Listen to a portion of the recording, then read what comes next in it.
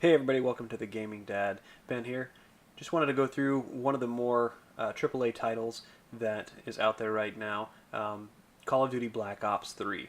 Now, this is a title that has gone through a couple different versions. Call of Duty has been a franchise tag that is out by Activision and EA, and they go through and make different versions. Kind of, people call it a reskinning, but there's always a change in the type of gameplay, the timing setting, and weapons and things like that. Now, one of the big things that stays the same throughout all of the games is the fact that you have one of the biggest multiplayer bases that there's out there right now, in terms of at least first-person shooter. It's one of the more popular. It tends to everybody tends to pick up the games as they get released, and then they're played pretty heavily for the next 6 to 18 months. Each game has a couple rounds of DLC, whether you buy the season pass or each individual DLC. It can get a little more pricey, especially on a $60 game, where you could be spending upwards of $40 to $60 more for the downloadable content for the different levels.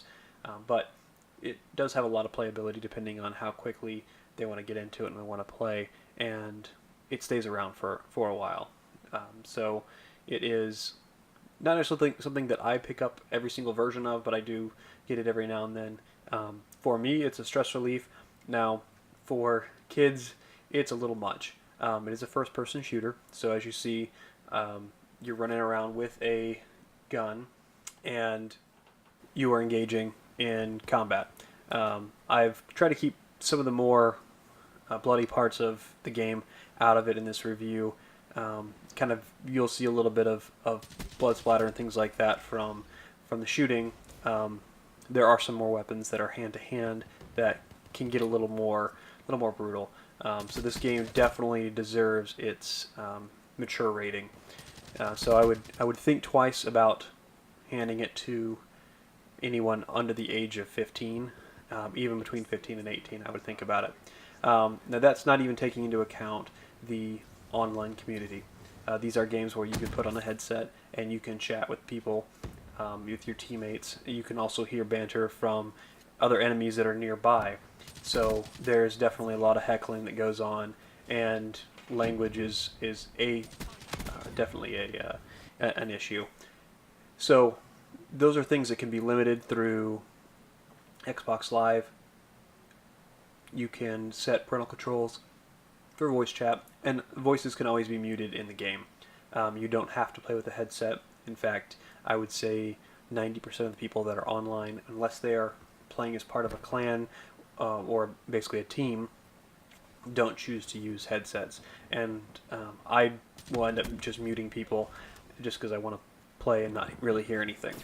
Some of the choices that you can make in this game is as you rank up different weapons, you can get different mods, different skins on the weapons. Basically, you can make your weapon paint job look like purple camo if you wanted to, flames on the side. There's also different things that can be ranked up as you progress in the game. As you saw right there, it's one of the more gruesome parts of it. There is a flamethrower that you can use as a weapon.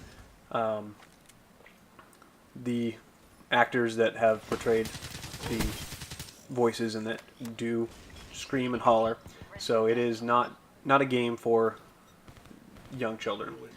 So definitely take a hard look at it, and even if you have a child that wants to play it that may be on that cusp of what they should or should not, I would definitely watch a couple more videos about the gameplay itself and get a better understanding of what they could be exposed to.